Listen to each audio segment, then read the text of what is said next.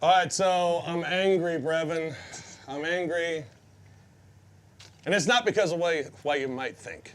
Okay. You tell me why you So last night, what's last night? Monday night? Monday night. Monday night, Grizzlies were on TNT, so we didn't work. Right. And Pete Pranica did the game on TNT. That's not why I'm angry. Great for say, Pete. man. No, great. Toast Told me for Pete. early Toast for shouting Pete. out Petey.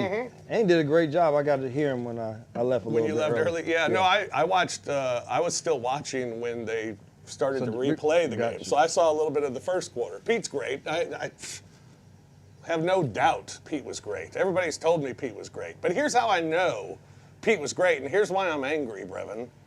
Normally, when TNT does the game and we don't do the game, that night we get so many messages on Twitter from Grizz fans saying how much they miss us, how great we are. It's like our best night of work. How great we are. When we don't work. Oh, man, it's not the same without you guys. But because Pete did the game, apparently nobody missed us, Brevin. Because I didn't get no messages last night. Kenny, should I tell him or should I just let him be on his own? Go with it. I got a lot of messages. I said it's just not the same hearing Petey without you. I'm just saying, like I didn't want to have to say it, but I couldn't lie to the people because then they're gonna hit me later like, well, I wrote to you. So nobody likes me. They love you. They do. They love God. you. It's just a lot harder, you know, like because it's just that goes together. Did like, any of Pete, them say we miss you and Fish? Yes, like you on And there. Fish? They said yeah, Fish that's what I too? said. I don't know why. Yeah, there was. Oh, well, that's there's nice. definitely- Thanks, people. There were those people out there that they love the Fish Nation. Now I'm angrier.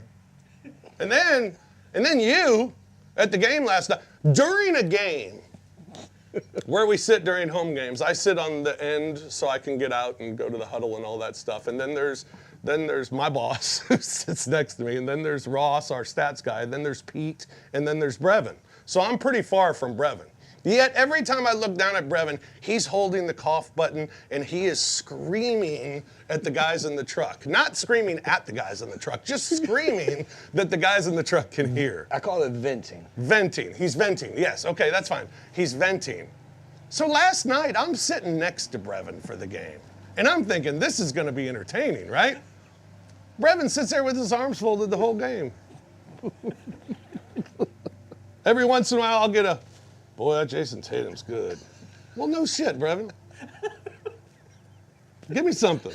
I got nothing from you last night. Because I was in non-work mode. Okay. Why? Because I wanted to see what type of what's this team gonna look like in these So you were paying attention. I was paying attention to really dial in to see what we're trying to do, what we can look like moving forward. And so I wasn't as much into the having to analyze or talk or get so upset about the game in general. I was more trying to soak in what was going on. I thought, to me, it's a very true statement, I believe, that we feel during games how invested we get. Yes. I mean, because you're a different person during a game. Totally. And the thing about and the thing that makes it crazy is we have no bearing on anything. On anything. Like, I tell everybody that at the end of the day, all we do is react. We're in the business of reacting. Yeah. We're not in the business of initiating or creating or start. That's not what we do in terms of the game at hand. And so while I'm just sitting there and watching it during the game, it's just like, God, I just wish we could do it. Oh, I just wish I could say. And so that's why I push the button to get out what I would like to say, and then I come back and do my job. Welcome to Night Court, everyone. It's been a busy week. I don't know if you heard. LeBron was on Pat McAfee.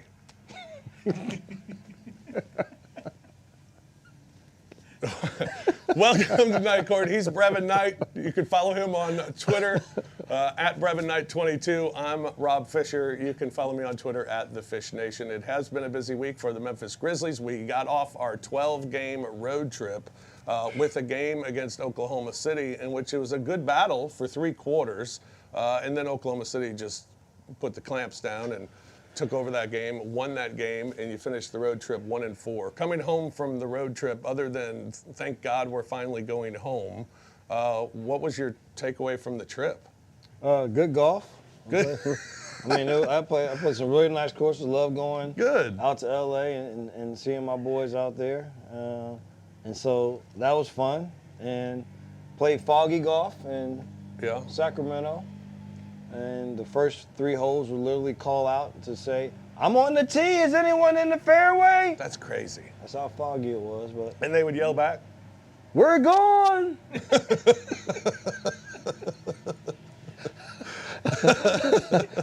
and then Utah.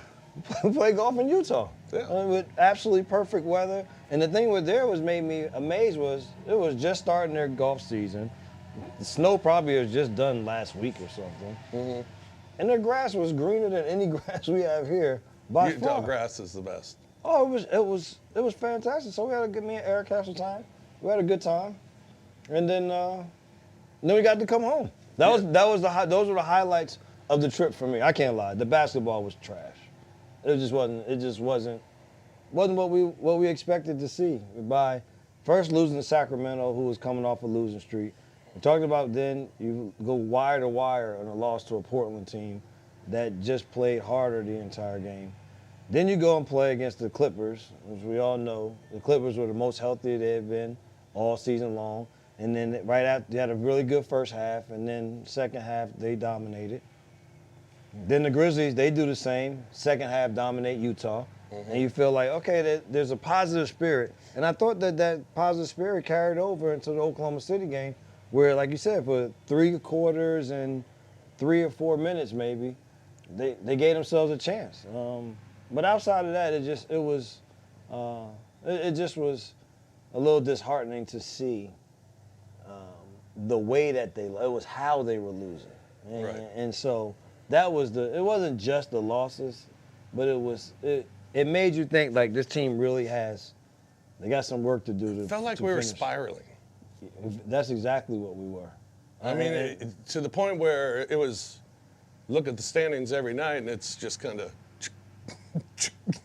Well, here's the bad part. Climbing that ladder in the wrong direction. Right. Here's the bad part is I don't know if we're out of the spiral.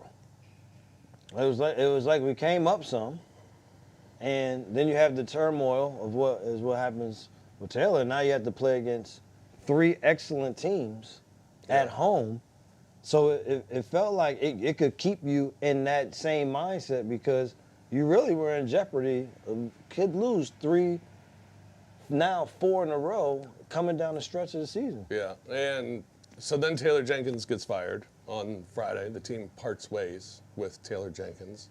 And I think like everybody, we were the same answer, surprised at the timing. That is all I would have to say about it. Like the decision is always going to be the higher ups. It just felt like it only surprised because this doesn't happen.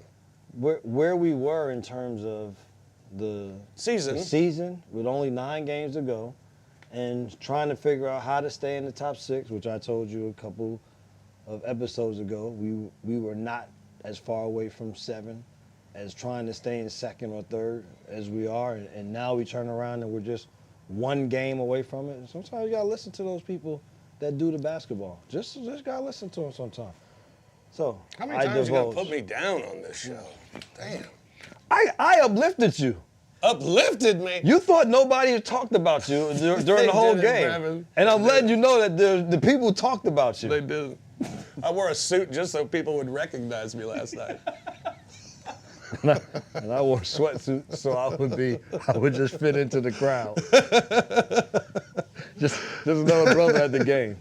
So I say with the time, like it was because of all of the circumstances, and then it was you knew that at that point you weren't gonna go out and get another coach at that moment, and so then you're gonna have to elevate a guy whose first time being in NBA basketball, and so it was just the decision. I mean that's not for us to say yay or nay. Though Taylor did a fantastic job and to tell him thanks for the development of our young players to get us to where we are right now. If not for that, we're not talking about a team that still has the majority of their draft picks. Right. And the guys that are their stars are guys that they drafted, didn't go out and trade for them. And so they cultivated that. So you say thanks to him, but yeah, the timing was definitely a head scratcher. Yeah, and now Tuomas lisalo is the new head coach, interim head coach for the Memphis Grizzlies, and he's had a couple of games under his belt. As you said, that very tough 3-game home stretch that the Grizzlies were facing coming off that road trip. First game against the Lakers, good game, good battle, gave up a lot of points. So I'm not saying, well, new coach, defense should have been a lot better, but that's where the glaring weakness is right now, is on that side of the ball. It continues to be the three-point line. Well, certainly then the next night against Boston. You knew they were going to shoot a lot, but you gave up a bunch. It's the quality of threes. Yeah. Like I say, it's not all the time. It's not just the number. Right. Because there are some games where that number may be a low number, but what type shots were they getting? And did they just miss high-quality shots? Right. And I think that's been the big issue for their three-point defense, is that the shots are high-quality shots that teams are getting. So it just lends itself to putting yourself in a position for teams to make a high number. And so the rotations defensively, they have to figure out how to get those better, because I think it all originates from point of attack defense, pick and roll defense, and then on your rotations.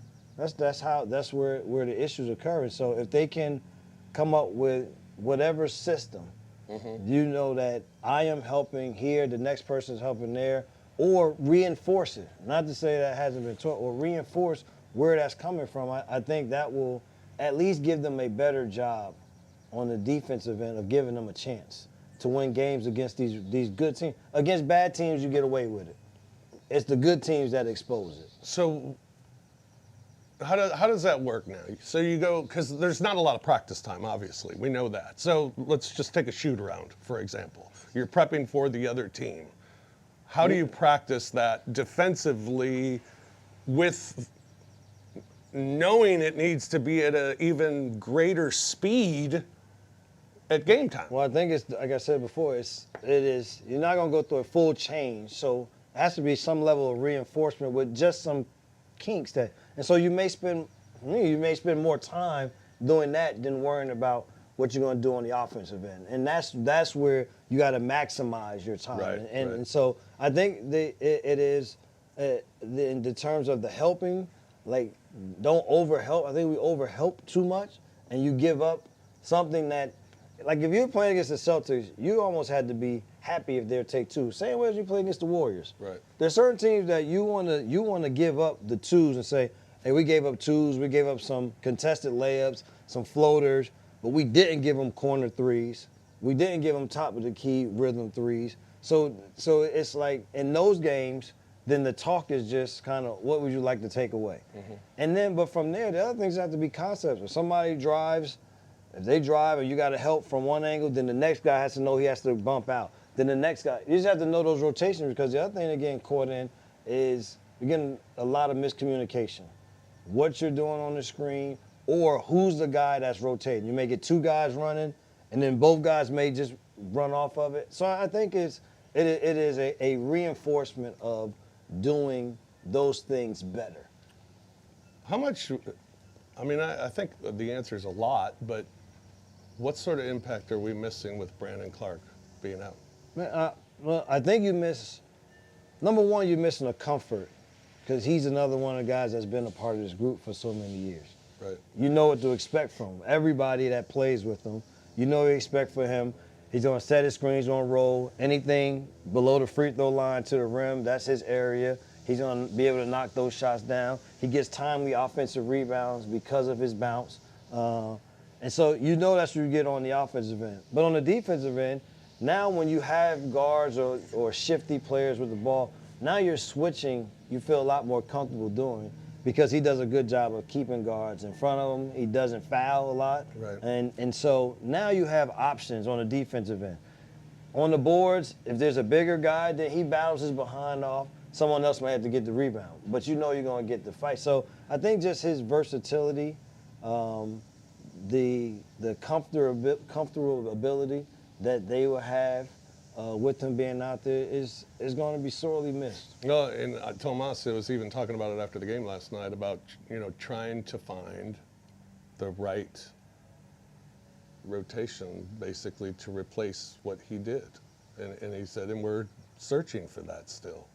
And then I thought an interesting thing he said about the defense was a lot of times the guys aren't trusting each other when they're on the floor. Well, that's why I said that's when you get the two guys running. Mm-hmm. Maybe you late on it. Maybe you help when you didn't have to help at all. I think all of those things. It's just you want to try to buckle down on it now, because no matter what it is, whether you're in the top 6, you got to play in the play-in, you're still going to have a level of defensive stops. Yeah. And a defensive energy going into all of those games. All right, I want to ask you about the Celtics. Yep. They're really good. I thought was most impressive about them, and you mentioned the looks that they get too. They take a ton of them. It is unbelievable. And their pace is only like 27th in the league. They don't have a quick pace, but what they do, when you miss, the way they get the ball up the floor so quickly, and then you're scrambling around, and all of a sudden it's that one extra pass, boom, wide open 3. And it's like not necessarily fast break points or, fast pace, but the way they get the ball up the floor and then they start moving it around. I mean, you're running around in circles. The thing about them, they know exactly where they're running to. Mm-hmm. They know what spots. They know who's going to be the big, who's going to come set the screen. The other thing is when they play against other people, there are a lot of cross matches. Like, teams are going to defend them maybe one way because Porzingis is not really an in the paint big. He's more of a big that's going to be out on the floor. So, like, the Grizzlies played him with a small. Mm-hmm. And then you want to try to maybe force Holiday to be a player that's to make the shots from the perimeter. Like that, and so because of those cross matches, now when rebounds get done, you run the other way. It's like, well, am I running to? Am I running back to my guy? Am I going to stay with here? Right. And so that confusion is there, and then they space the ball very well. And the other big thing is they always have at least 4 ball handlers on the floor at all times.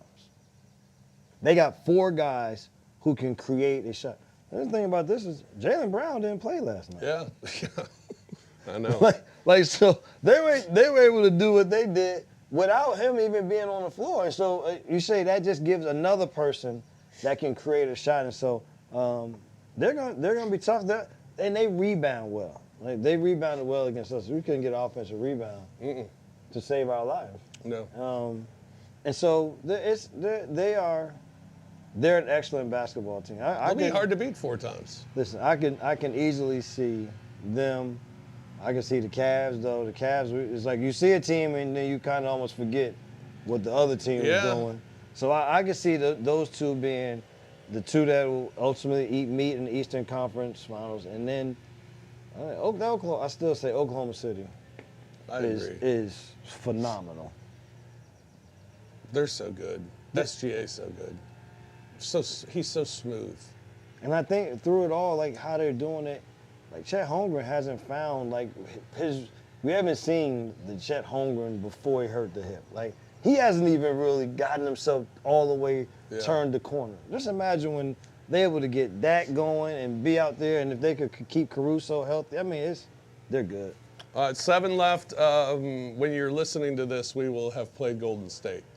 And we won. What a great win. Great win for the Grizzlies. Everybody's happy now. You're happy? You're speaking it all into existence? Yes, I'm speaking it into existence. So hopefully that's the case. But, I mean, you're looking at the schedule now, and it's like, wow, all right. Can you? It almost feels like your best possibility at this point is, can you flip the switch? I mean, is this team capable of flipping the switch? I think so, because a little bit, if you think about this, it's really, if you come down to it, 3-point defense, it's really just having fourth quarter offense in the last couple of games. Yeah. The Oklahoma City game, offensively, you had the turnovers that led to points. I think they had 14 points off turnovers. Yep. You go to the Clippers game. Now, it started in the third quarter in that Clippers game, but just the second half, fourth quarter. You look the Utah. We said what happened. Then the Oklahoma City game, it was all the fourth quarter because through 3 quarters, goddamn, they looked phenomenal. Yeah. They were playing. It was like old Grizzlies, moving, defending, hustling, 2 teams battling. Yeah.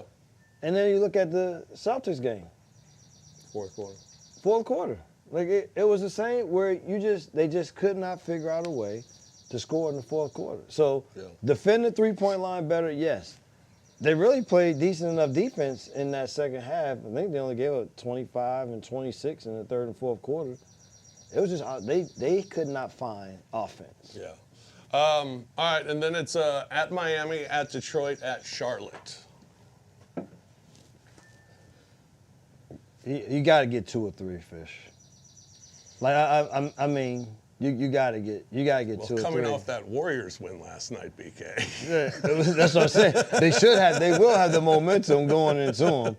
But even with that, this I say that even with it being a Warriors win, if you get 2 or 3 of those, we beat the Warriors. That now gives you 2 games on the Warriors with 6 to go. Yeah. And now you win 2 more. That means the Warriors will have to win all of their games. Right. In order to pass you. Yeah. And you just need one of these teams to get eliminated from the. You need Minnesota. You need a team to get eliminated from the equation. Yes. And that gives you the way of eliminating the team right behind you. And if you lose to the Warriors, it's must win 2 of 3. It's almost like I do your old betting. 2.5. 2.5 out of 3.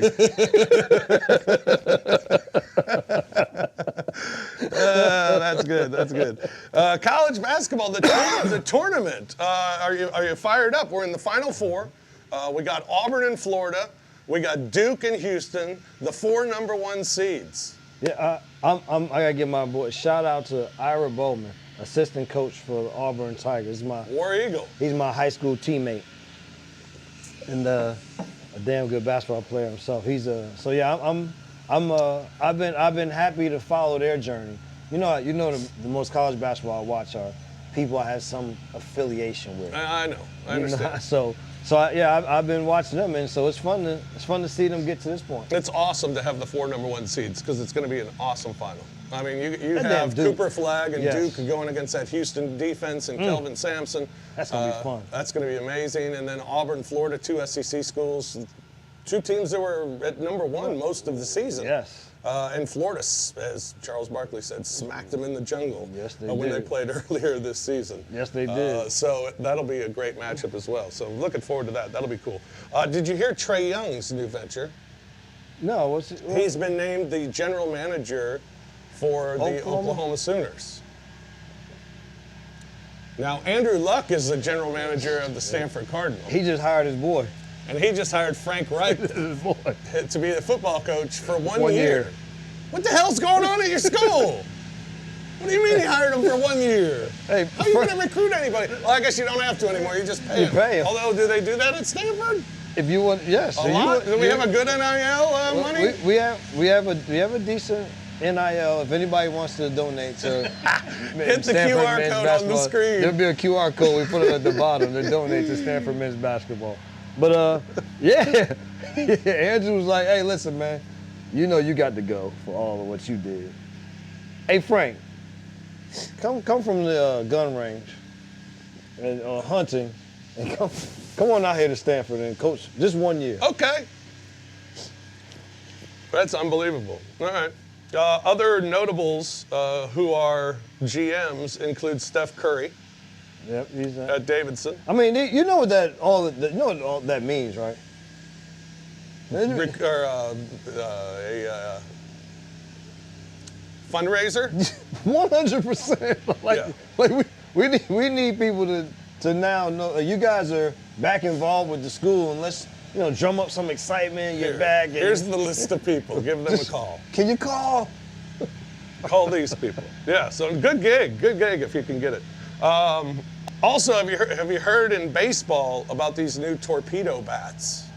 No, what is this? Okay, so the New York Yankees, apparently, they have these new bats that are now weighted more towards like the barrel of the bat, so they're thicker.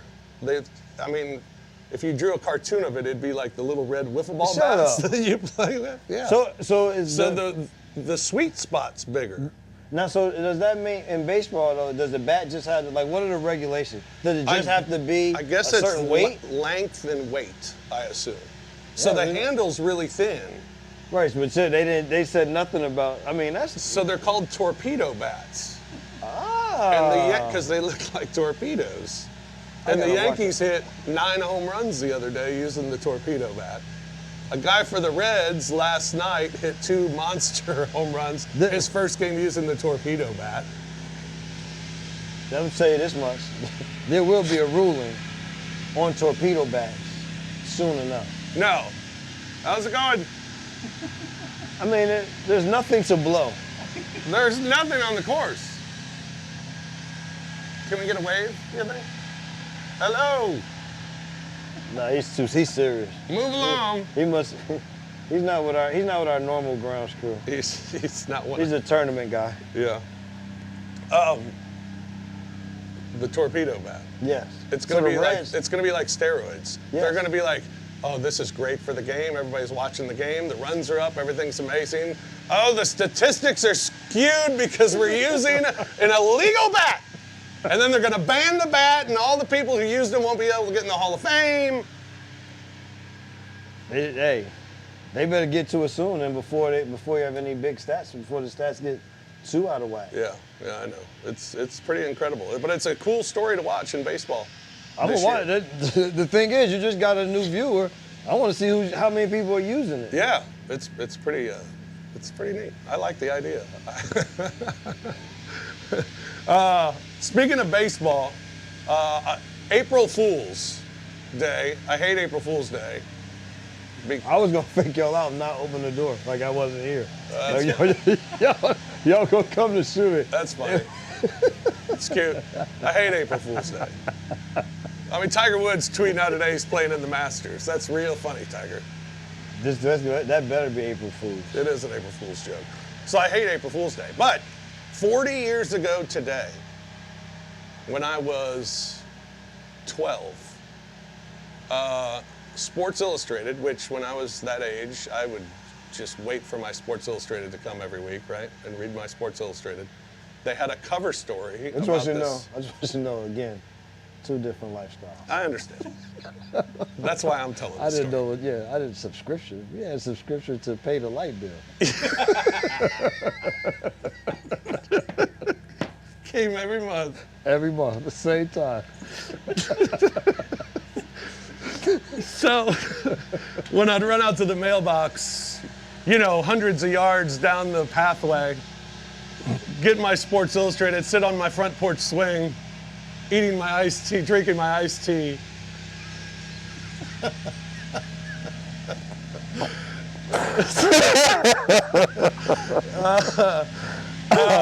Anyway, so 40 years ago, Sports Illustrated came out, and it was a cover story about this guy named Sid Finch. Okay. And he was a pitcher, and he like made the Mets team in an open tryout. We're still just blowing nothing. I almost think he's intentionally getting closer. Blowing Go nothing. ahead. Yeah, go ahead. So finish. So right before he he made the Mets like on an open tryout, and he came like with these big dusty farm boots and like cut off jeans, and he threw the ball 130 miles per hour. And it was a fascinating story, and they had all the Mets players were quoted in the story, and they were showing like the catcher, how his hand was all bruised from catching them, and it was like, this is unbelievable. This is gonna be the next ridiculous phenom in baseball. It's like some movies. And this is before Twitter or anything, obviously 40 years ago. This is before internet, for Christ's sake. This is when newspapers got you breaking news. Right. And you believe the people that was. Sports Illustrated had breaking news, yeah. And so I'm reading the story about Sid Finch, and it was captivating. And then it came out the next week, it was an April Fool's joke. And it was like, wow, that is unbelievable. And it's one of the greatest April Fool's jokes ever. If you ever want to Google it, just Google Sid Finch, Sports Illustrated, and it it was a fascinating story that was so real, and it was an April Fool's joke. But I can see that being like a real movie. Like you find some old country dude that comes out there with he said some boots on. He don't have on cleats, no, just some jeans. Just some cut-off jeans. Yeah, it was pretty unbelievable. All right, there we go. There's sir. Okay. Toasts. Shout out. Anything? I got one. I got to shout out my son, Donovan Knight. He accepted. He's going to work with the Minnesota Timberwolves Boom! this summer on the through the NBA HBCU all right. programs, their internship program. So shout out Donovan. Very nice. Congratulations. Straight A student too. That is awesome. Oh, that's awesome too. Very cool. Congratulations, Donovan. Very cool. Also, shout out to UConn Lady Huskies. Yes. Jesus. They knocked off USC last night. Unfortunately, no Juju. That was unfortunate. But, I mean, who's to say they wouldn't have won if Juju even played? They've been on a roll. They're unbelievable. 24 Final Fours for Gino Auriemma. 24 Final Fours. Shout out to the Lady Huskies. We didn't tell you the women's Final Four. We got UConn, South Carolina. Texas? That's right, Texas. Texas UCLA. Texas coach was going off. Yeah, UCLA beat LSU. 3 number 1s and a number 2. That's because they had Texas is one. They're all one. USC was one. USC was the one. Yeah, UConn was the two. Yeah. The last time the UConn men or women did not make the Final Four, George W. was president. Senior. Yeah. How about that? Pretty amazing. That is wild. That's big time there. All right, so toast to them. That is going to do it. That is going to do it for this edition of Night Court. It's been a busy week. We thank you for joining us. And as always, you can watch the podcast as well on the Bluff City Media YouTube channel. So do that. Follow us on Twitter. The show's at Night Court 22. Brevin is at Brevin Night 22. I'm at the Fish Nation. And don't be telling me now that you missed me last night. I don't want to hear it. The people missed you, man. I don't. Tony, they told me. Well, I'm glad. I'm glad you lied for me. We'll be back next week here on Night Court. Peace. Thank you for listening to the Night Court podcast. If you enjoyed Rob and Brevin, hit that like button, subscribe to the Bluff City Media YouTube channel, and enjoy the content. We will see you back here next time.